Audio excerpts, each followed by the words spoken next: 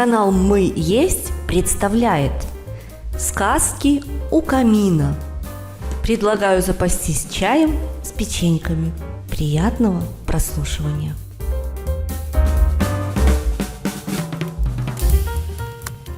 Александр Ролот. Алька, Егорка и другие маглы. Рассказ. 1997 год. Москва. Конец ноября. Совещание региональных распространителей печатной продукции.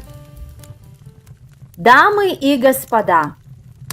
Мужчина в элегантном заграничном костюме выждал театральную паузу.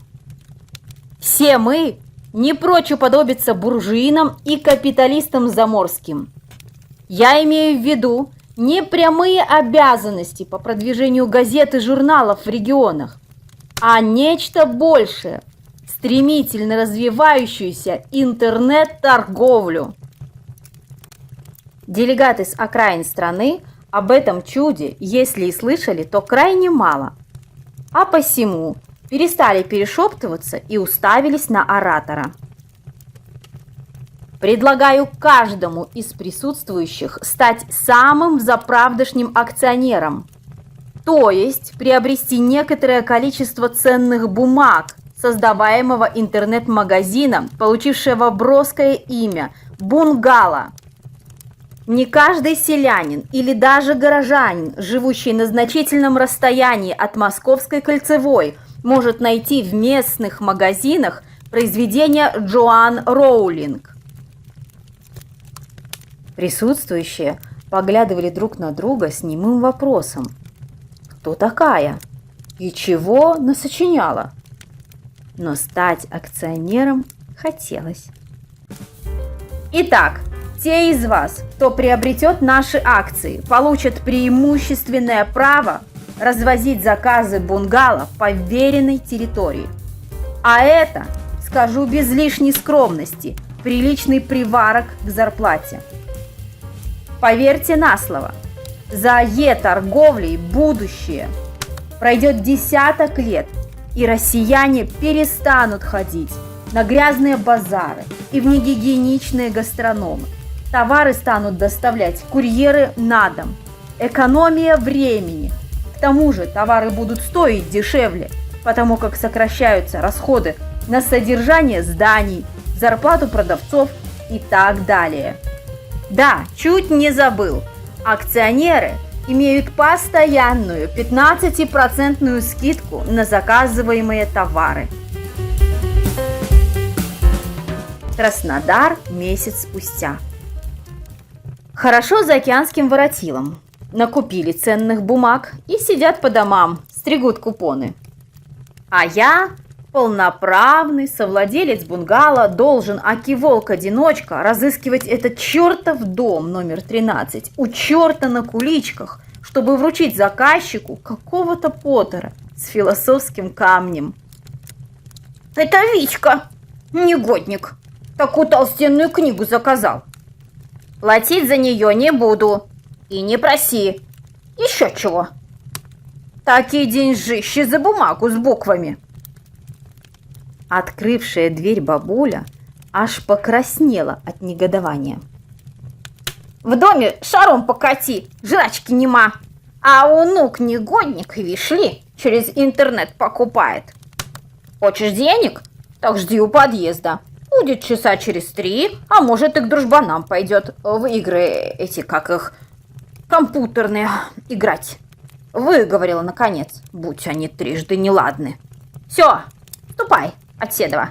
Некогда мне ляс точить. Сейчас Кузьминична придет, чаи гонять с ней станем. Заказчика я так и не дождался, но книгой, скажу честно, зачитался. И придумал, что подарить детям, погодкам, Альке и Егорке на Новый год. 31 декабря. Дочка Алька, хитрющее создание, 9 лет от роду, днем прикорнула на часок, а теперь пялилась на сверкающую елку относительно несонными глазами. Егор клевал носом, но еще надеялся увидеть Деда Мороза и выпросить у него механический хоккей, потому как весь год вел себя прилично и читает уже бегло. За окном загрохотало. «Салют! Кто не спит? Марш за мной на улицу смотреть!»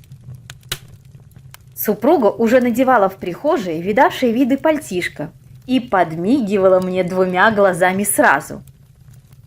Я же, воспользовавшись случаем, сунул под пахнущее хвоей деревце подарки, сладости и толстенную книгу.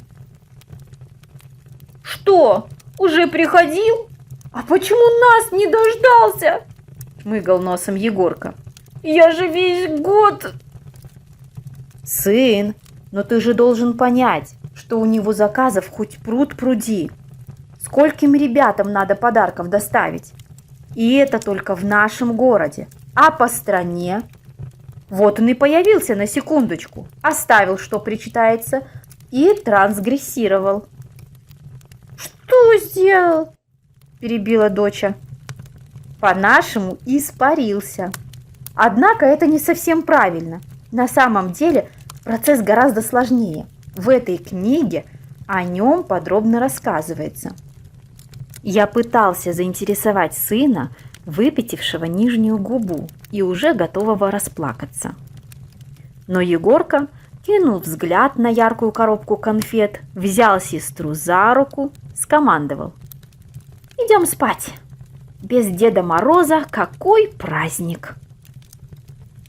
Весь следующий день детвора носилась по квартире, уметала конфеты и не обращала никакого внимания на толстенькую книгу, переместившуюся на видное место в центре стола. Пришлось взять ее в руки и, усевшись в большое старое кресло, начать читать вслух. Прошло 5 минут. Дочка примостилась рядышком и притихла, вслушиваясь в похождения сказочных героев. Егорка тут же занял место с другой стороны. «Дети, так не пойдет. Папа не радио. Я устаю гораздо быстрее», – начал я внедрять в жизнь заранее продуманный план. «Давайте поступим так. Папа читает 3 листа, Алька 2, Егорка, как самый маленький, 1. «Я не маленький», – мгновенно возмутился сын. «И не девочка. Читаю тоже 2. «А мама не участвует?» – поинтересовалась Алька. «Буду слушать и готовить вкуснятину. У меня дикция плохая». Разгадав мою задумку, вступила в диспут супруга. «Надеюсь, против пирожков с повидлом возражений не последует?» Зимние каникулы пролетели. Похождения мальчика со шрамом во лбу изучены от корки до корки. Дети старательно выговаривали трудные слова и заклинания из волшебного мира, выписывали их в тетрадку и проставляли правильные ударения.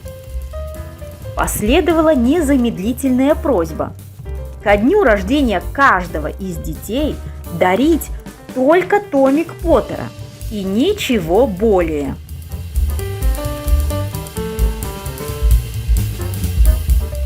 Для проекта «Мы есть» рассказ озвучила Анна Кривошей. Звукорежиссер и специалист по монтажу Леонид Абазовик.